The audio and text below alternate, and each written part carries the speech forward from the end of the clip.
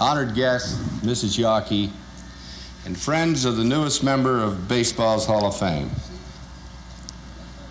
Mrs. Yawkey asked me to say just a few words about someone that I loved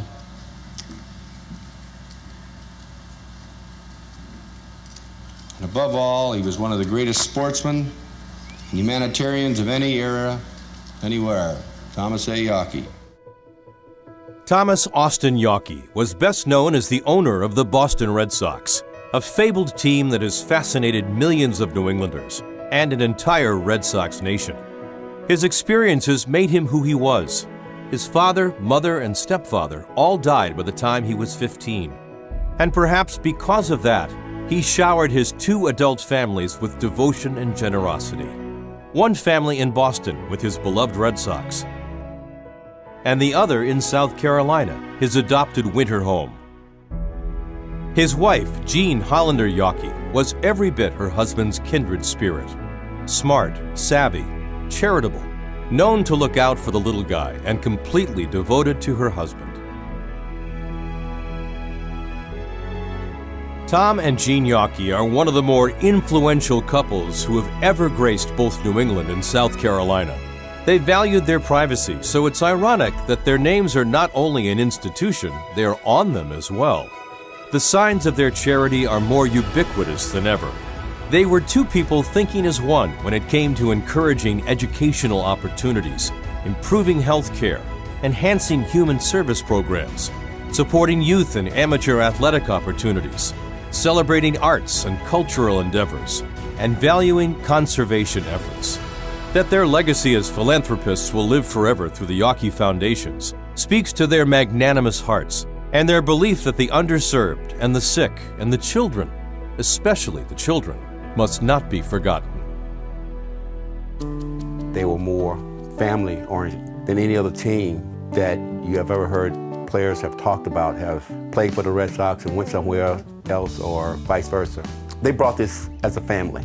He was my number 1 friend. You know, he really was a great person, you know, he good to the players, he loved the players, and he wanted to be around. And even when I met him, you know, I even know he was the owner. You know, he used to use in the khaki pants and all that stuff. You know, he even looked like the owner. And he come into the clubhouse every day and talk to us and meet with us, and it really, we appreciate it, especially, you know, not too many owners do those. The relationship that Mr. Yawkey had with his employees here on the island, we like to think it's similar today in the sense that it's sort of a family type relationship, especially the ones that live here on the island all the time. And we've had children, you know, born while people were here on the island and watched them grow up. He would come to the house, to my father's house, and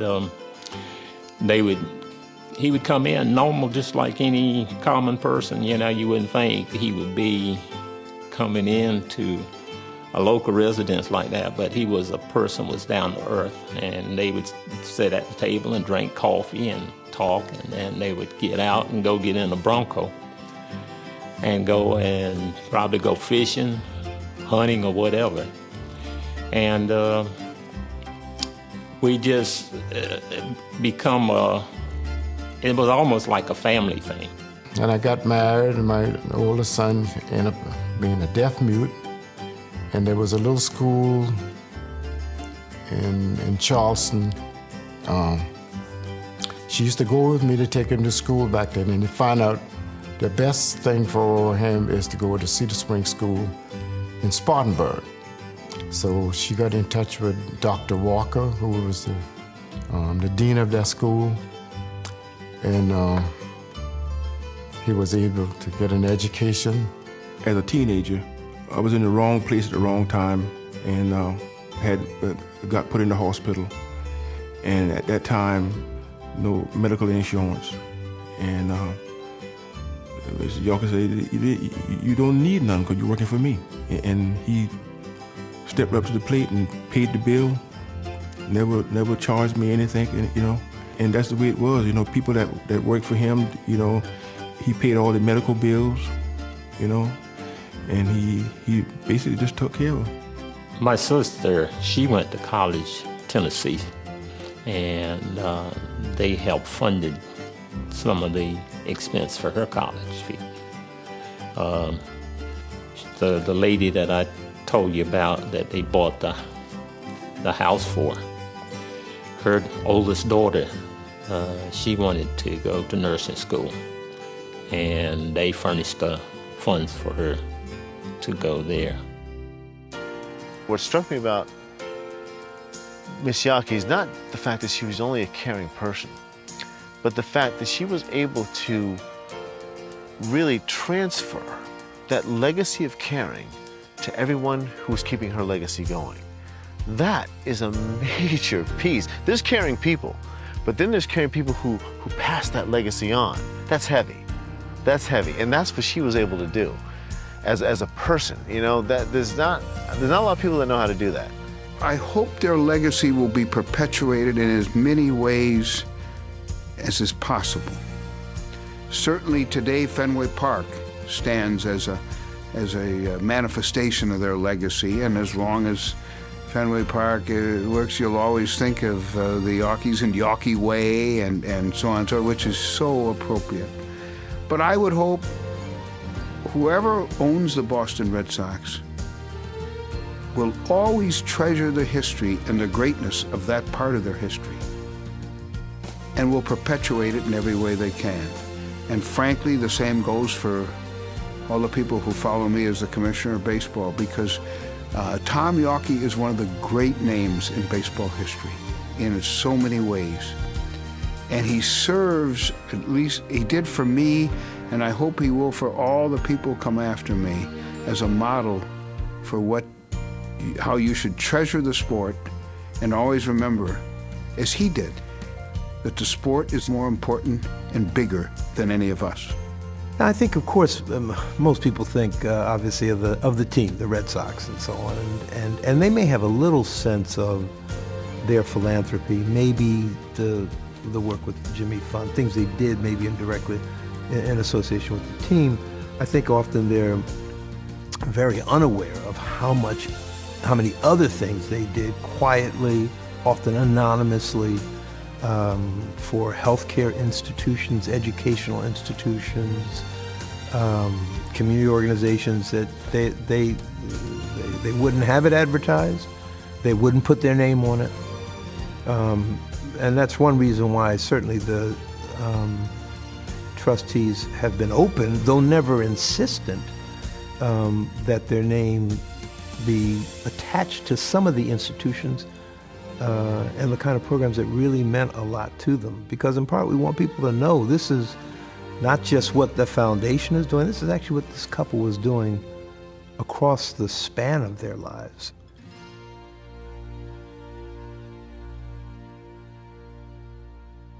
At the age of 30, he was able to realize his dream of owning a major league team.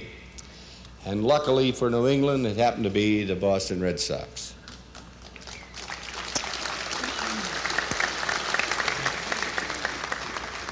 His first act was to get another Hall of Famer, Eddie Collins, who at that time was coaching for the Philadelphia Athletics, and his boyhood idol, and got him to help him build a powerful baseball club.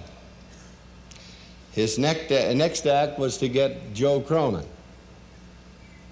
to play and manage for him, and at that time was the biggest deal in baseball history. He got Lefty Grove, he got Jimmy Fox, he got the Farrell brothers, he got Doc Kramer, he got other name players, along with a strong scouting system that made Boston a contending team. No one was more devoted or give more of his time than he did. On February 21st, 1903, Tom Yawkey was born into a world of privilege and wealth. His mother's family, with a tremendous entrepreneurial skill, created one of the largest lumber and mineral operations in America. When his inheritance cleared at the time of his 30th birthday, Yawkey purchased the Boston Red Sox from Bob Quinn. on February 25, 1933, for $1.2 million. Yawkey's next order of business was to begin renovating Fenway Park, including a rebuilding of the left field grandstand that had been destroyed in a 1926 fire and had never been replaced. Then devastation struck.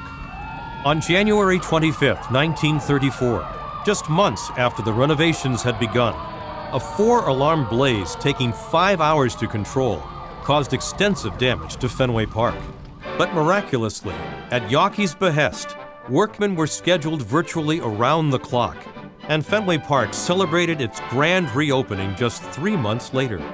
The old 25-foot wooden fence in left field had become a 37-foot steel and sheet metal wall. Fenway Park had become one of Boston's most prized jewels.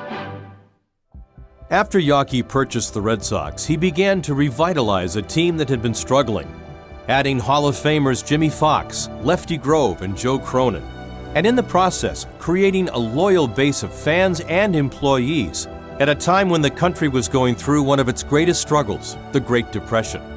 This was the first sign of Tom Yawkey's commitment to Boston. The worst crisis in America since the Civil War. A quarter of the population is out of work. We need something. We need something, anything to hang on to.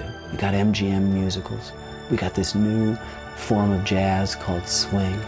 And we have our game of baseball. Great is baseball, the Sporting News said. The national tonic, the reviver of hope, the restorer of confidence. And into Beantown comes Yawkey, and he buys up this team, and he brings it back to the former glory. He starts putting together a winning team and gives us all something that we can hold on to, something that we can care about again, something that we can identify with. And I don't think there's been a break in that identification since. The Red Sox had an owner who was really a classic fan and loved to talk baseball. I think that's what he was more than anything, was that he was such a fan of baseball, and that's why he got involved, and that's I think that's going to be his legacy in the game, was that not only was he an owner, but as today the game is really a business, and how much money you can, how much revenue you can generate. And with him, it was never that. It was the game, and he'd get to the ballpark early, and he'd be saying, "Oh, that guy for Detroit, boy, he's hot now. We got to watch him when he comes in here." But other than that, I mean, he loved the game of baseball, and he probably forgotten more about it than I'll ever know. The Yawkeys' attachment to Fenway Park extended far and wide. Under the Yawkeys, Fenway was preserved for generations to come as a slice of traditional Americana. It was a ballpark where a very first Red Sox game painted a perfect picture in the mind. Fenway became so revered because of the way Tom nurtured it. He just loved it, and it was, in a sense, inaccessible, because it was like a secret garden. This was the Yawkeys' backyard, and when youngsters talk about their first image of their first visit to Fenway, it is just a spectacular image embedded in their memory. And so Yawkey cultivated that, and he wanted a place to look pristine and beautiful, strictly for baseball. It wasn't a shrine for anything else other than the 80 home games or whatever they played in those days. And that's the way he wanted. He wanted people to come and love Fenway for baseball. It would be reasonable to surmise that it was his baseball team that gave Yawkey the family structure that was so elusive to him as a young man. The members of that family would respectfully call him Mr. Yawkey. Oh, Mr. Yawkey, he was my best friend. Every day that he was in Fenway Park, he'd be sitting in the chair waiting to talk baseball with me. Everybody thought that, well, I could get away with anything. Well, that was baloney, because not alone was he my best friend, but he was my biggest critic. He had the khaki pants on, the plaid shirt, and I guess they were called docksiders. And he used to go out and play fungo with Yaz just about every day, or Vince Orlando be out there, and A lot of times that Mr. Yawkey come in the clubhouse, half the guys didn't know who he were because that's the way he dressed. He was the type of guy that you see him on the street, you know, you wouldn't think he had a dime. The great parts about him was he's probably a frustrated old ball player because he used to put on his old sweatpants and his old raggedy long sleeve shirt, and he'd put little shin guards on. And we'd go out on the ball field and they'd have a little game of pepper. Vince Orlando would be there and start hitting the ball, and if he missed one, he'd get so upset, and he'd, you know, throw the ball back one hop. He made some nice plays too, but he always played with this old glove that had, you know, 5 fingers. And he was always amazed at how the game had progressed as far as the equipment goes. And here he is playing with this. He could have had any glove in the world, and he had probably the glove that he had when he was 15. So, and he'd pick them and throw them back. He loved it. He loved the game. I've never spoken to anybody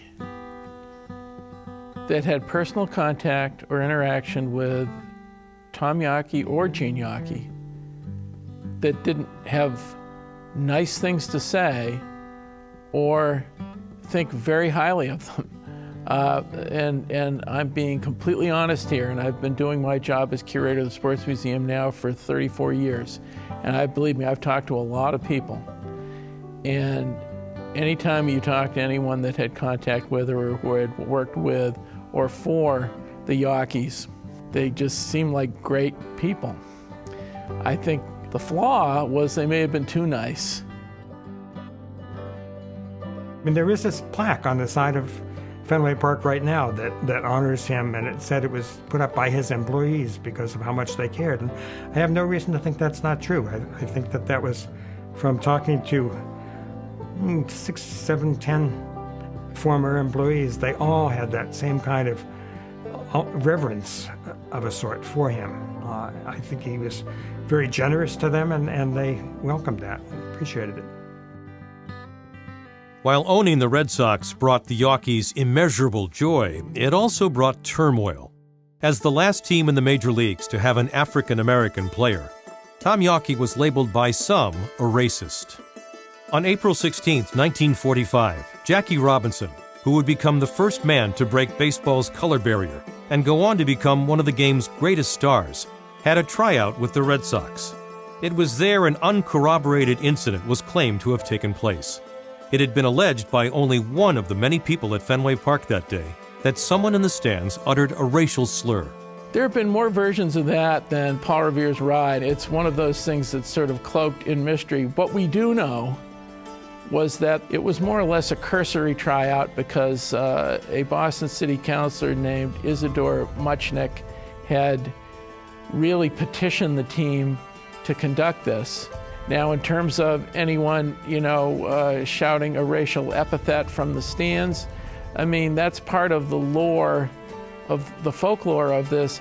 I have never seen concrete proof, that happened. Here are the facts that we know.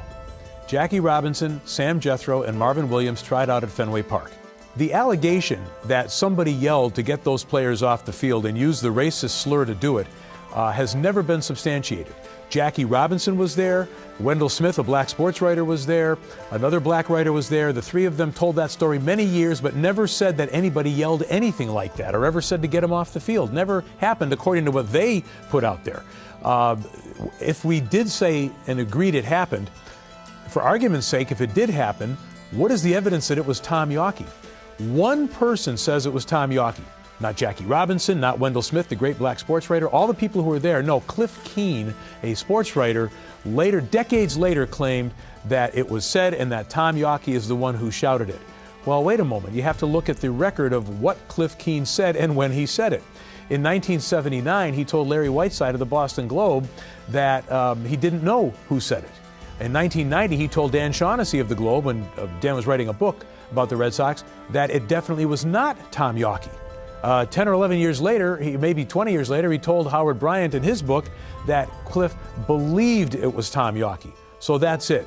That's no evidence at all. That's a thin shred of what somebody believed, changing his story 3 times, that it was Tom Yawkey. I don't think Yawkey was in town at the time. I tried to find evidence that he was around.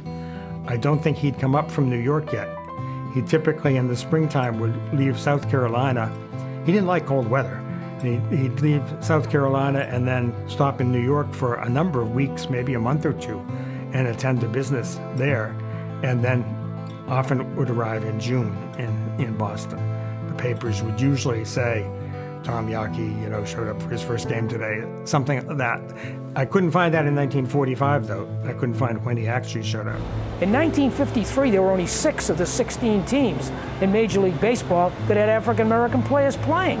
And as late as 57, 58, that's when other players, the Yankees in 55, it took a while for other players to actually get Major League players in their Major League teams.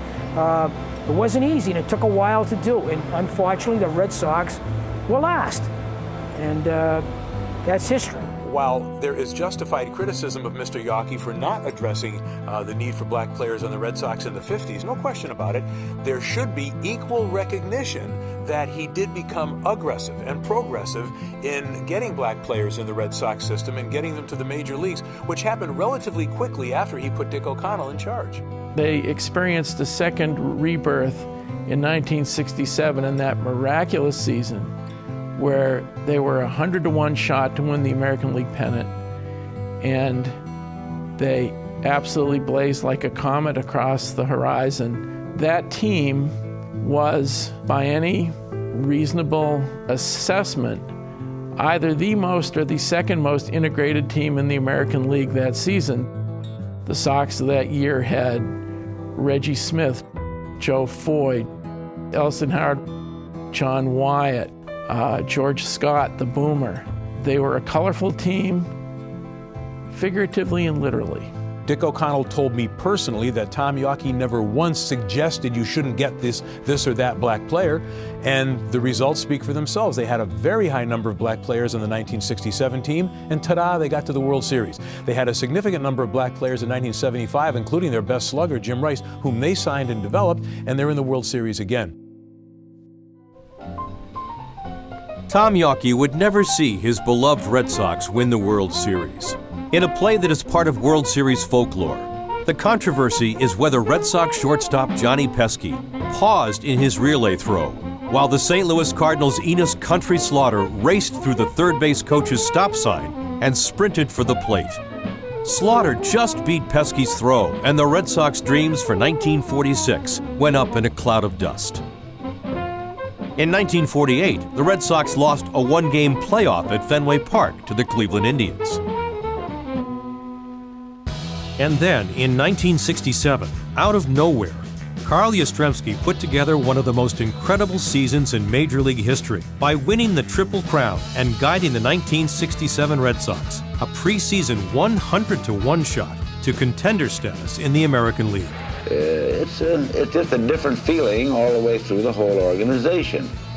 And I say there again, it stems in the clubhouse. I mean, in other words, these young fellows believe in themselves. I don't see how anyone can disbelieve in them.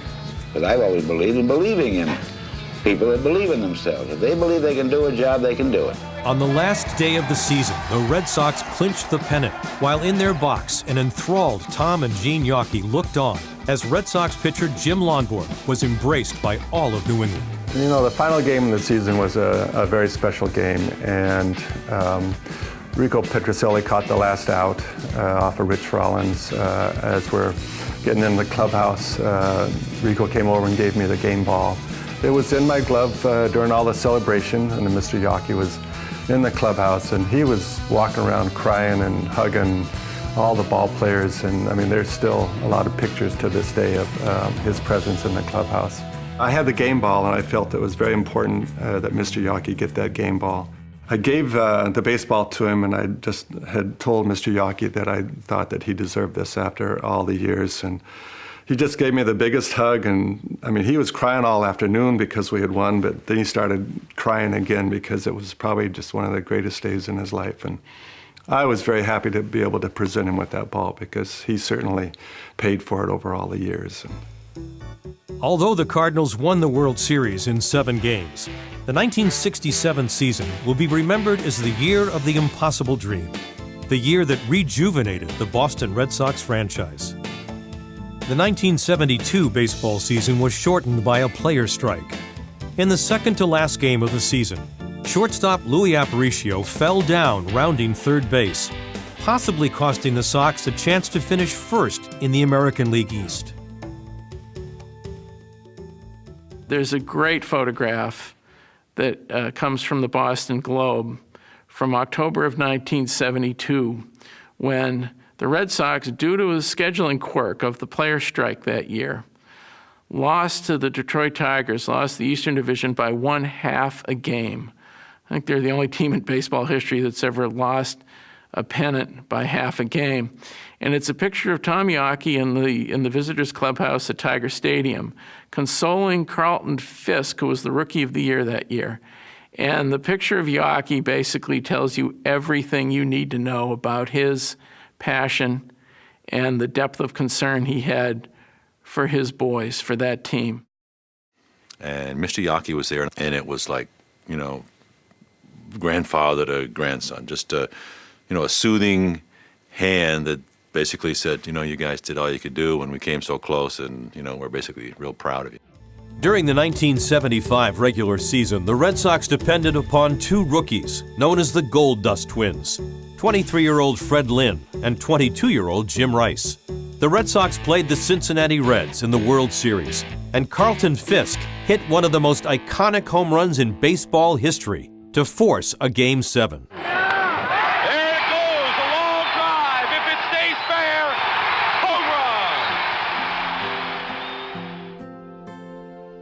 Sadly, the Red Sox would lose the 1975 World Series to the Cincinnati Reds.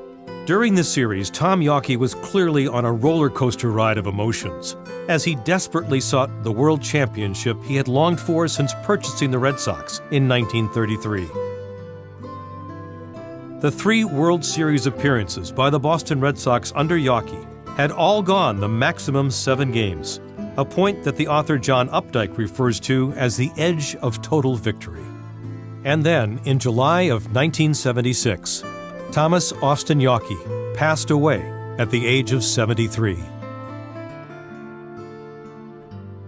One aspect of Tom Yawkey's legacy is that he transformed the Boston Red Sox franchise from one of the weakest in the major leagues to one of the healthiest.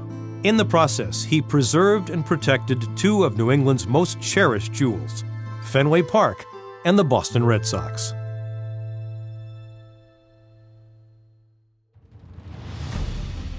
In the early 1950s, Tom Yawkey adopted the Jimmy Fund as the official charity of the Red Sox.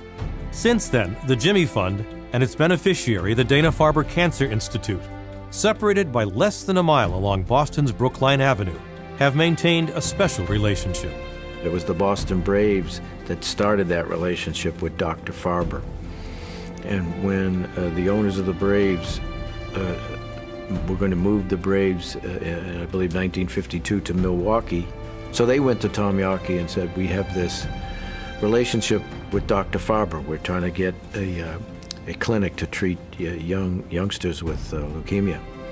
And would you pick up the ball on this thing? And so Tom, after meeting Dr. Farber, who was just a charismatic guy, immediately embraced that notion of helping kids with leukemia. It was just something that was standard for him, as you could see by his modus operandi through life. Tom then got Ted Williams to go over there and visit with the kids, and Ted got caught up in it, and bit by bit, the story grew from Yawkey and Ted Williams really running with the ball on that. The relationship between the Red Sox and the Jimmy Fund has set the standard for any corporate entity in giving back to the community. After the Braves left town, they still continued to come back and play the Red Sox in the Braves-Red Sox exhibition game, and all the proceeds went to the Jimmy Fund. And one year, that game was rained out. Mr. Yawkey knew what the proceeds would have been from that game. They'd already sold the tickets, and he donated the Red Sox share to the Jimmy Fund. Even though the game was never played, neither team had the money to give. He gave it out of his pocket or out of the Red Sox pocket. The Red Sox action, at the mandate of Tom Yawkey, was essentially to give the Jimmy Fund everything that it needed. It was an exemplary gesture, and one that has yielded prodigious results. It was interesting in the beginning. One of the things he told me was, he said, you know, we do a lot of things here with the Jimmy Fund. And he said, that's our big charity, and that's what we do, and we don't look for a lot of publicity with it, but we help them at every turn. So the players know this as well. And I encourage you that anytime we have things to do with the Jimmy Fund, you feel free to go to the players and to talk to them about it and try to get their cooperation, because they know this is our favorite charity and our prime charity that we deal with. There was always the great Sitco sign out over the left center field wall. But the only thing in the stadium were little circles over the right field, up on the top of the grandstand, of the players' numbers who have been retired. And right in that area, the only other sign that was allowed to be inside the ballpark was a Jimmy Fund sign. And through his relationship, and then of course the way he loved that charity, we visited the hospitals and visited the kids that were in the hospital that Jimmy Fund took care of. The Red Sox and the Jimmy Fund have become intertwined in the minds of New Englanders. Of course, immediately you learn that this is the Red Sox charity, and that Mr. and Mrs. Yawkey take this very much to heart. And nothing ever in writing, if you will. We had this very close business relationship where the Red Sox would publicize the Jimmy Fund and make solicitations on radio or television and run events for them. Whenever. Nothing was ever put down in writing. There was no contractual arrangements, agreements, letters back and forth. You do this, we'll do that, whatever. This great respect for Dr. Farber and his successes just grew out of trust and one mission driving everybody to cure leukemia. I was chairman for 5 years. So when you're speaking of being chairman for the 5 years, that should tell you enough right there that you went over there and you saw a lot of kids that you got attached to. A year later, the kids are no longer there, because of the cancer. And so you got to have a strong stomach. When you sign with the Red Sox or you become a part of the Red Sox, you are part of the Jimmy Fund. It is the most unique relationship between any sports franchise and any charity, per se, that I think has ever existed. In the longevity, I don't think there's ever been one that has lasted so long. But even more importantly is the impact that it has had on the fight against cancer, particularly in children when it started, but now in both children and adults worldwide. I mean, I don't think there's any sports franchise that can say that they have done more to battle a very, very significant disease than the Boston Red Sox can. The Jimmy Fund just stands to me as the model for all baseball clubs for charitable work. It is possible to figure out how many wins and losses the Red Sox have had since they began the relationship with the Jimmy Fund in 1952. But the one statistic that nobody will ever know is how many lives the Jimmy Fund has saved because of the money raised by Tom and Jean Yawkey's Boston Red Sox for research, development, and care of young children with cancer.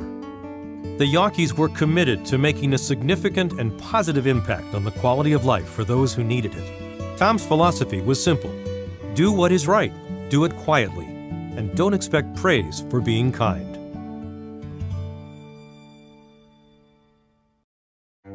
Mr. Yawkey was the most humble, simplest, down-to-earth man I ever met, and it's certainly fitting that he be inducted with such standouts as Duke Snyder, Al Kaline, and Chuck Klein.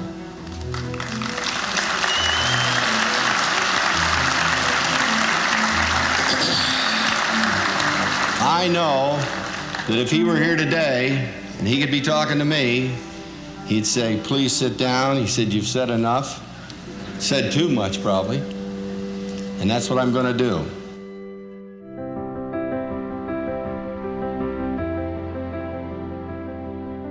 Tom Yawkey has left an indelible mark on the game of baseball, not only as owner of the Red Sox, but also as vice president of the American League for 20 years. That wouldn't have happened had he not shown himself to be an unselfish, generous owner within the league. And, the Red Sox always voted for what was best for the league and for baseball. They didn't put their interests above other teams. And his contribution to the game is quite evident in a small town in upstate New York, a town whose name is recognized worldwide, Cooperstown, home to the Baseball Hall of Fame. One of the most storied executives in the history of our game. He was a man of so many accomplishments and decent contributions to our society that they're hard to describe. He was a prime mover in the Children's Cancer Research Foundation, more popularly known as the Jimmy Fund. He worked for wayward boys. He made large grants to hospitals.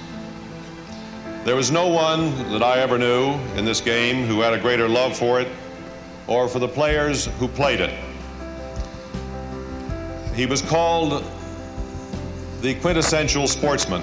Nobody deserved the title better. No one was more beloved in my time in baseball, or I believe in his. The official language reads this way. Thomas Austin Yawkey gave baseball more than 4 decades of dedicated service as owner, president of the Boston Red Sox from 1933 to 1976. Rated one of the sport's finest benefactors, set precedent for American League in 1936 as first to have a team travel by plane. His club won pennants in 1946, 1967, and 1975, and narrowly missed in 1948, 1949, and 1972. Vice President of the American League from 1956 to 1973. We are very particularly pleased to have his widow, Jean Yawkey, here with us today to receive the plaque in the company of Ted Williams.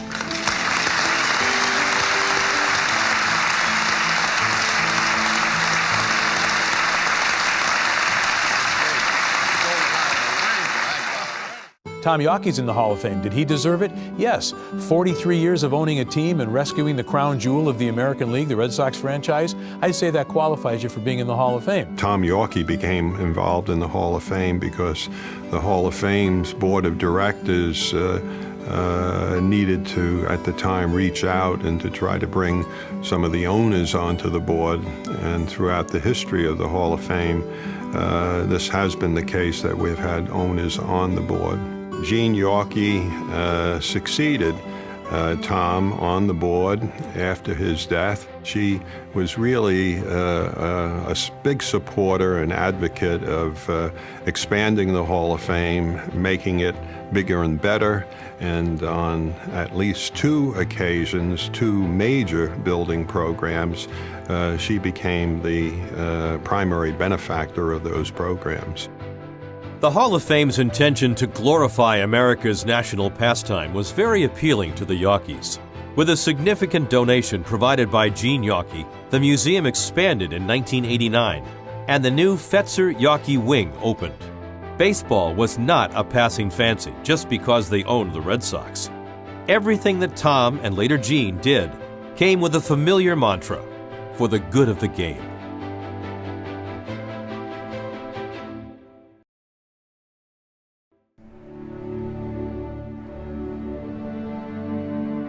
To understand where Tom Yawkey was coming from with his love of Fenway Park and the Red Sox, you also need to understand where he spent some of the best times of his youth.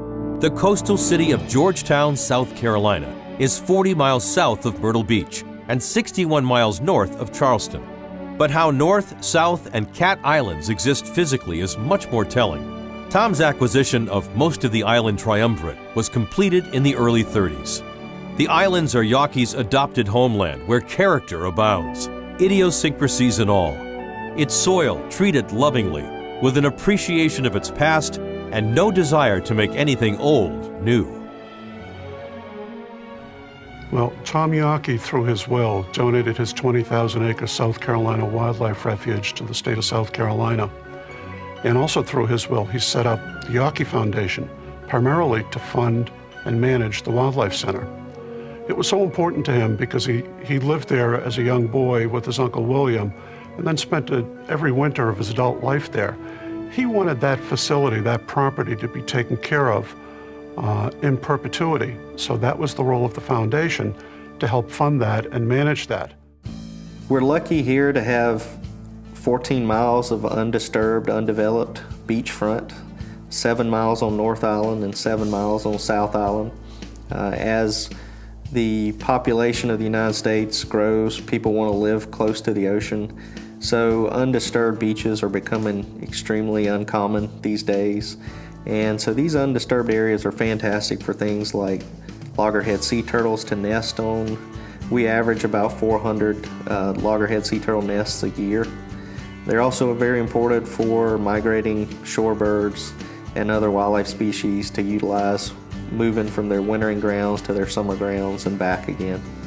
And our mandate here was laid out by Mr. Yawkey in his last will and testament, in which he specifically placed several restrictions to the use of the property.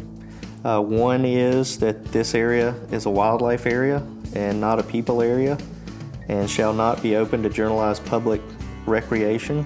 Also, Mr. Yawkey was very involved with waterfowl management during his lifetime, and we continue that tradition today by spending a lot of our time managing for migratory birds and ducks, just as he did during his ownership of the property.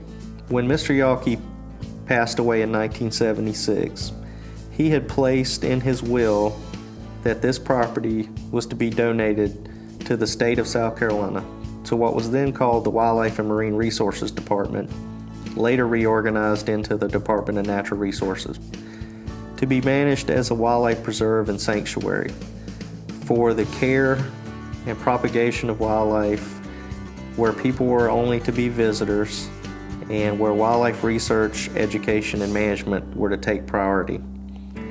He also established a foundation at that time to pay for the bills on the property. So even though this area is state-owned and state-managed with state employees, all the bills are paid for by the Yawkey Foundation still today. So even some 40 years after Mr. Yawkey's death, he still pays the bills every month for the operations of the property. When he came to town, just like he stepped out to duck blind, he had, I don't know if you're familiar with boots, but what they call hip boots. They're called Mr. Tom Yawkey's formals, black hip boots. Well, he came right in with his hunting clothes. He always had a duck-back jacket on, well as I can remember, when he comes to store, especially if it's cold weather, which he was down here most of the time cold weather because it's ducking, in your winter months. People would meet him on the street in Georgetown. He was just, just Joe Blow, nobody special. I think he likes it that way. This was a wildlife area. Mr. Yawkey saw it as an area devoted to the perpetual care of wildlife and not a people area. And the wildlife should gain from the area and other surrounding areas as well by research work that was done here. Yawkey's first wife was Elise Sparrow Yawkey, and they adopted a daughter, Julie. But as their life together evolved, it became evident that their styles were different. They divorced, and Tom met Jean Hollander, a model in New York City. Jean had actively volunteered for the American Red Cross during World War II. They married in 1944 and set up their home on South Island. He brought Jean to South Island, and she blended in perfectly with him. She'd hunt with him, she'd fish with him, and it was an entirely different situation.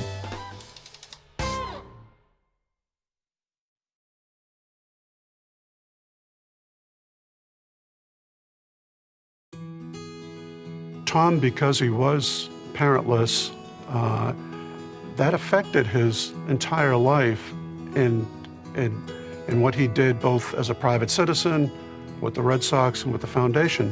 He was always looking to take care of kids, whether it was the Jimmy Fund, the Terra Hall Home for Boys, which he built in South Carolina. They were very near and dear to him, and his experiences led to that, I believe, cause in his lifetime. And so was born Terra Hall, a long-term residential home and school in Georgetown that accepts neglected and troubled boys. Terra Hall actually sits on 11.5 acres in the middle of nowhere here in Georgetown County. And just beyond the entrance, the first building you'll actually see is our newest building, which is a chapel that was built for us back in 1997. And then if you look to the right of the chapel building, you'll see a big 2-story mason building.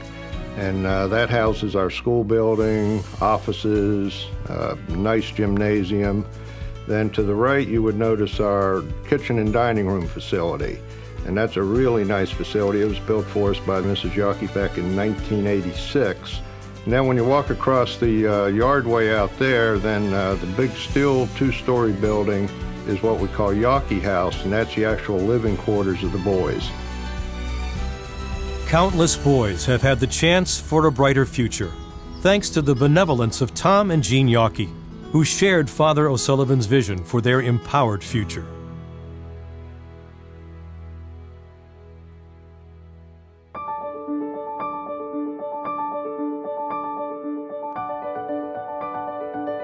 Tom trusted Jean to operate the Red Sox as he had, and prepared her to succeed him as president of the team. So it was of no surprise that upon his death in 1976, the ownership reins were to be turned over to Jean. When Tom died and Tom's instructions to Mrs. Yawkey, who was the sole beneficiary, his instructions were her to sell the team as soon as practicable. But the one criteria that they set out for new ownership was they want the new ownership to run the team like Tom Yawkey did. Now, that wasn't meant that they wanted the team to be run like a country club, the way some people. They wanted some owner who would step in and run the team for the greater good of the game. You know, when Mr. Yawkey passed away, she took over the ball club, and she was the same way. It just like, I guess they had been married so long that they fed off each other, and the way he carried on with the players and the family, she was the same way. She was really into the effective management of it. How many employees do we have, and what are they doing, and what are the projects that are going on? And she listened. I mean, it wasn't just blow smoke by her. She would be involved in the conversation.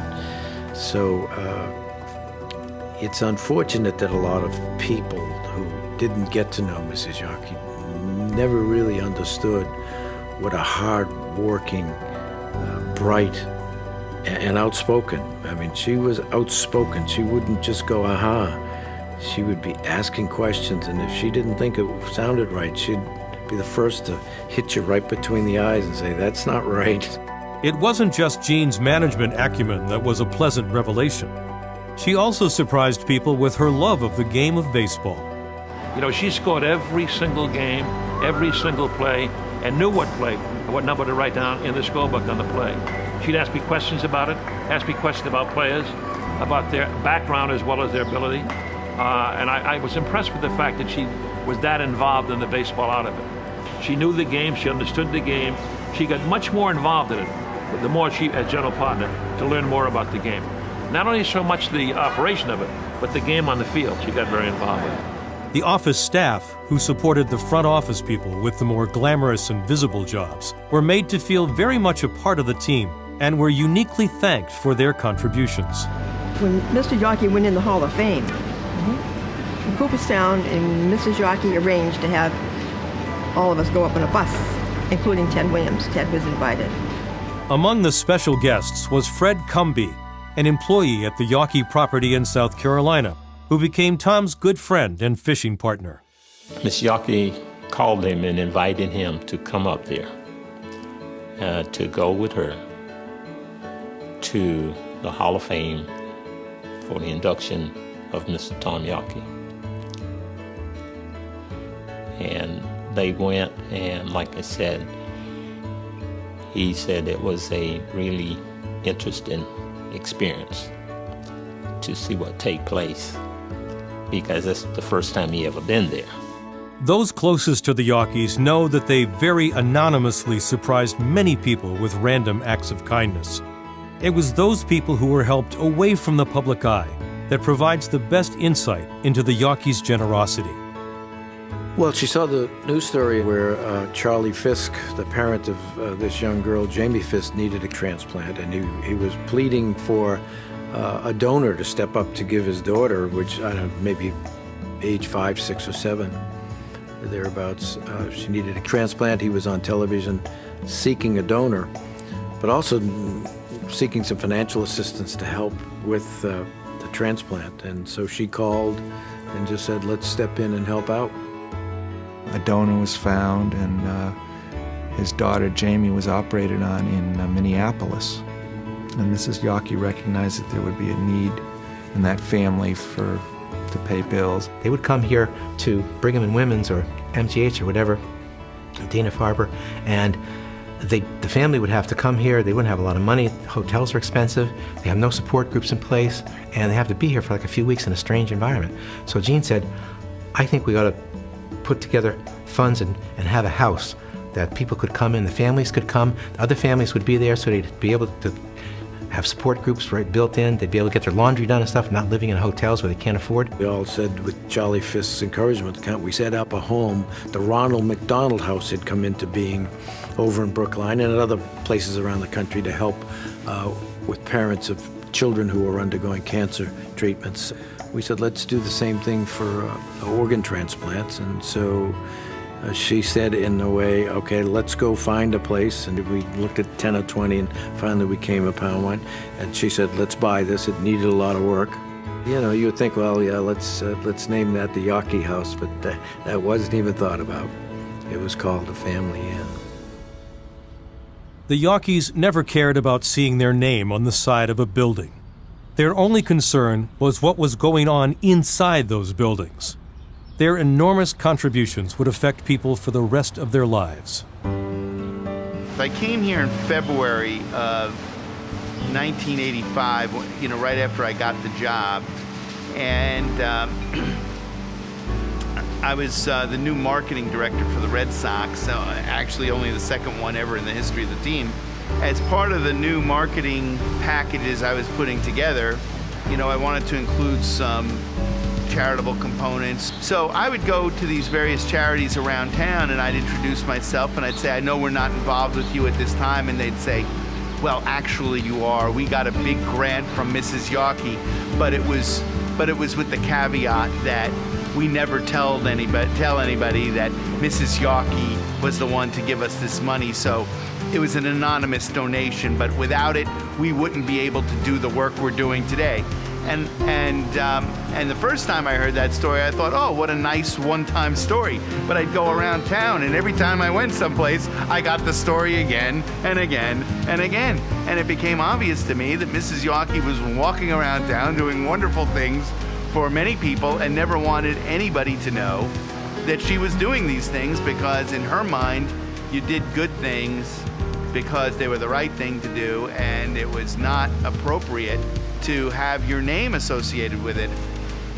She was aware that I am a alumni of the Jackie Robinson Foundation. I had approached John Harrington about having the Yawkey Foundation sponsor some scholars from the Jackie Robinson Foundation, and you know, he said he would talk to Mrs. Yawkey about it, and right away came back with a yes. And we sponsored 2 students that were going through college at that time. She was a very nice person, and she also, it was obvious, wanted to carry on her husband's tradition. It was also obvious that the Red Sox always struck me as a team, while they were the owners, that were run in a very conventional, classy way. Her legacy absolutely transcends baseball. You know, the generous donations that she has given within the Boston area and outside of the Boston area.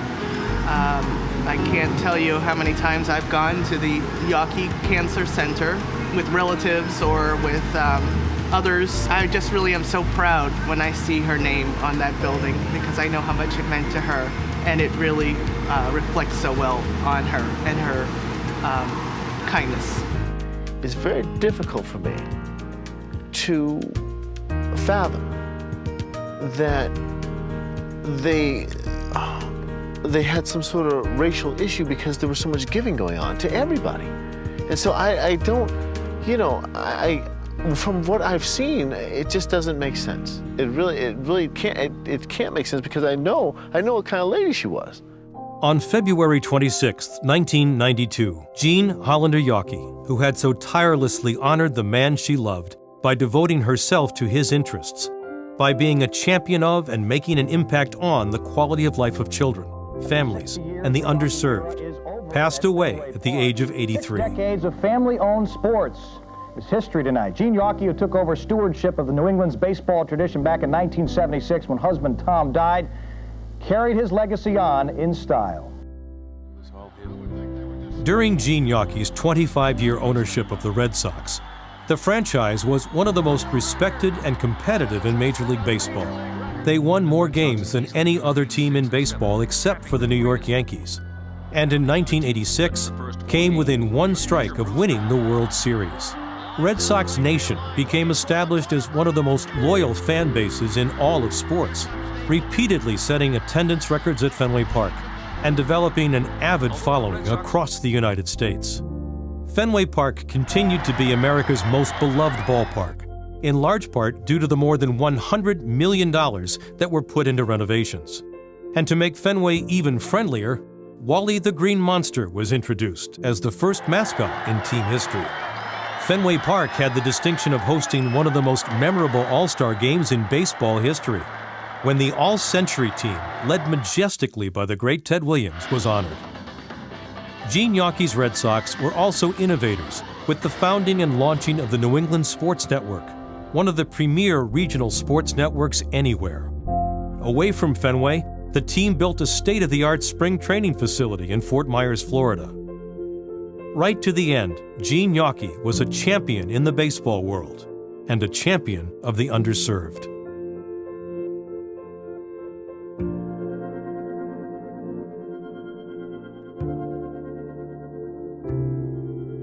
The Boston Red Sox and the Yawkey name had been synonymous for 68 years.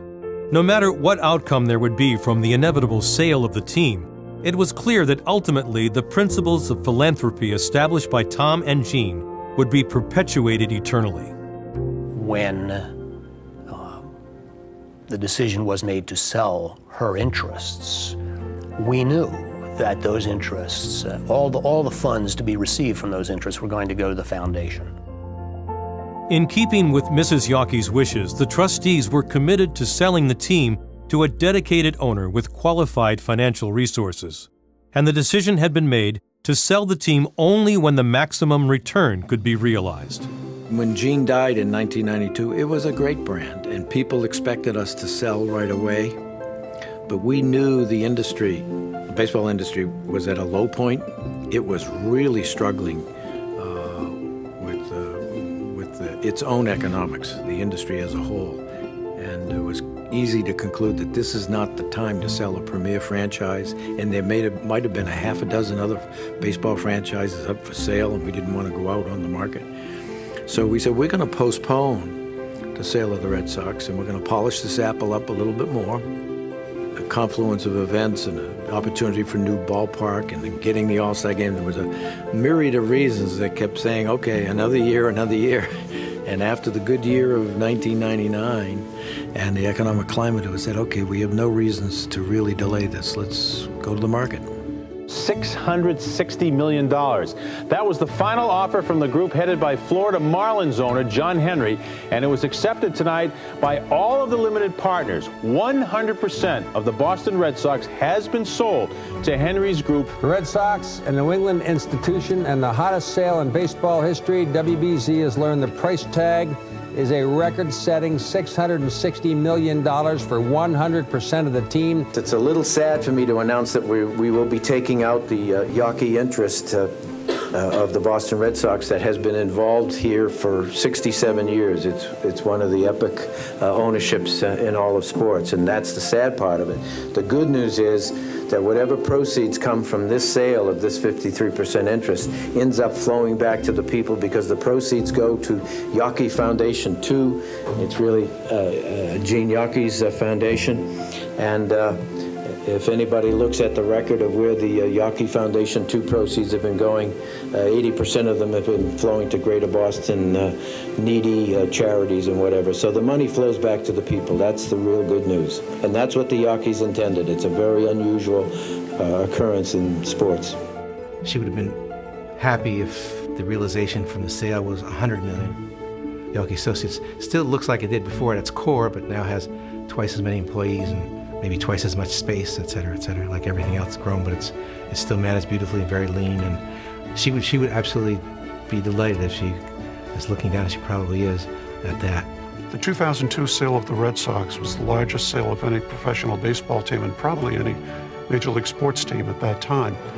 But it was that sale and the money that went from that sale that came into the Yawkey Foundation that enables us to do what we do today. It took us from a very small foundation in Boston to one of the largest in the city. And the city of Boston and the region in New England have been the benefactors of that sale. A record donation for Mass General Hospital in Boston. The Yawkey Trust Foundation, is giving the hospital $25 million for a new outpatient facility. Hospital officials say the contribution will help them expand medical services to all patients, regardless of their ability to pay. In Hubbardston, Massachusetts, there is also another living legacy to the Yawkeys' commitment to concentrate their work on those in need, particularly children. The Ron Burton Training Village program is a reflection of the man who designed it and lived it. Ron Burton Sr. was an All-American football player at Northwestern University and later a running back with the Boston Patriots. He had a dream to start a camp where kids from deprived backgrounds would come to train and attain personal growth in such a way as to succeed in every facet of life.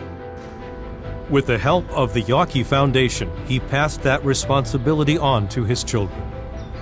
He had a vision, and his vision was to take young people, put them in a place of beauty and peace, and teach them the 4 tenets of love, peace, patience, and humility, and teach them how to put God first, others second, and themselves third. Really put into words what the Yawkey Foundation has meant to Ron Burton Training Village is very difficult to do. They stepped up in such a major way with first putting together the Yawkey dormitory, which you have seen up above. It changed the whole scope of what we could do. It allowed us to bring in more kids. It allowed us to put classes in. It changed everything for us. And you can't even describe what that means, because not only did it change how big we could get, it changed even other donors' vision of how to give to us, and that is heavy. So the Yawkey Foundation is a big part of the Burton family, and there's not enough good we can say about them. The Boston social service organization Action for Boston Community Development opens its doors each day for people struggling against poverty, who dream of a better life for themselves. ABCD fulfills some basic needs, such as shelter, food, and warmth, and also provides opportunities for education and work. ABCD, day in and day out, family by family, neighborhood by neighborhood, improves lives. And it does so with major assistance, first from the Yawkey-owned Red Sox, and now with the continuing support of the Yawkey Foundations. I look at what it's doing for people who are hungry. I look at what it's doing particularly for young people in what I call all the kind of risk categories. A good example of that, I think, is the Yawkey Scholarship Program, about which I am very proud. Because the goal there was to really find, again, that young person, not only at risk in their earlier education, but as they go to college, they're sort of at risk maybe of not finishing, or not finishing in a reasonable amount of time, or not being able to take full advantage of all that opportunity could afford them. I think Yawkey's done a great job of identifying those young people. RBI stands for Reviving Baseball/Softball in the Inner Cities. Here in Boston, it's been going since 1992. We actually served 603 kids, which makes us one of the largest, if not the largest, baseball/softball program for youth in the inner cities. This program also bridges ethnicities and races from around the entire city, from West Roxbury to Dorchester to North End to Chinatown. I'm not sure that there even is a Jimmy Fund without Tom Yawkey. He took over that charity when the Boston Braves left town. The Red Sox did so much. The Yawkeys individually did so much for the Jimmy Fund and the Dana-Farber Cancer Institute. It's almost incomprehensible the impact they had on that one charity and that one facility. That it grew into so much more is remarkable. It's a legacy of humility. It's a legacy of giving. It's a legacy of love. And there's no question about it. If you look at what the Yawkeys have done for the city of Boston, If you go into Roxbury and ask about the Yawkey, man, the Boys and Girls Club, the hospitals, the medical centers, what they've given has changed. It's changed Boston for, in a way that you can't put into words. If there's anyone needed help, they just don't mind helping. Yeah, you know, so to think about the caring and the love of people, I don't think you'll ever find anybody that more precious, and I'm going to use that word loosely, much more precious than they are. What's more pertinent about both Yawkeys was the fact that neither were from Greater Boston, so there weren't familial ties to Boston. They were not describing themselves as having Uncle Patrick from this parish in Dorchester, or from an uncle in Worcester, or an aunt in Springfield, or Manchester, New Hampshire. Their commitment to Greater Boston, what they've done for the citizens of the region, is nothing short of remarkable. For a guy who was raised in Michigan, had his corporate headquarters in New York, and enjoyed spending time in South Carolina, for him to make Boston and Massachusetts and New England the biggest benefiting area of his philanthropy is remarkable. I mean, maybe he was saying, I appreciate what you folks have done for me, but I think we ought to appreciate what he's done for us. A second very important thing that I think the Yawkey Foundation has done is to commit itself to being in the capital funding business, which is a kind of a dying breed, unfortunately, and I completely understand why many foundations want to invest in programs and people and new and innovative efforts, and certainly Yawkey does plenty of that.